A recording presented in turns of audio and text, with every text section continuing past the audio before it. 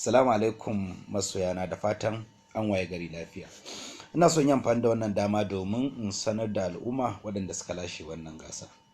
Ba wasu bane illa Arewa Exclusive, waɗanda suka yi posting a cikin wani account mai suna Salamu alaikum masoyana, da fatan an waye gari lafiya. Ina son yin amfani da wannan dama domin in sanar da al'umma waɗanda suka lashe wannan gasa.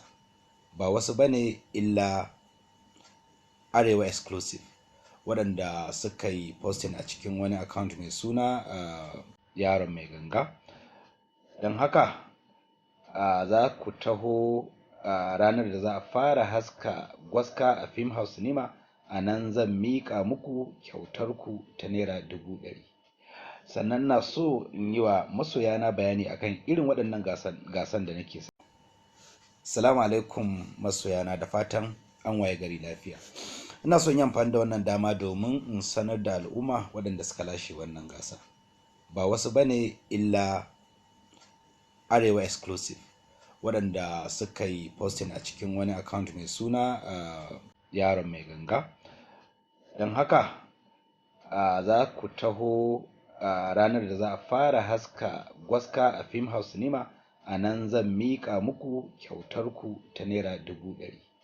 Sannan na so in yi wa masoyana bayani akan irin waɗannan gasan da nake sakawa. Ba ina sa su bane don ina so in nuna wa mutane cewa ina da kuɗi ko wani abu. Asali ma abin da nake sakawa bai kai ya kawo ballantana a ce fariya ne. Ina so in yin waɗannan abubuwan domin riga communicating da masoyana. Ko da 500 na saka, ina so masoyana su yi gasan, saboda ta haka ne nake gane tsantsar masoyana.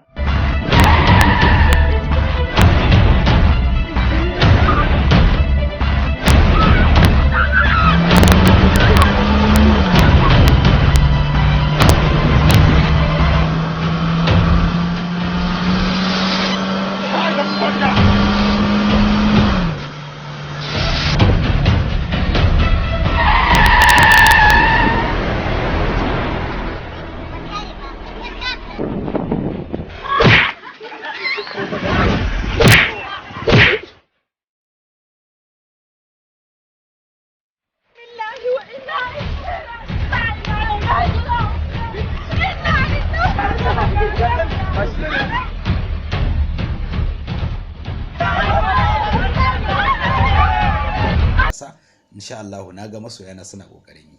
Allah ya saka da alkhairi, Allah ya bar kauna, Allah ya sa mu cika da imani, Allah kuma ya sa mu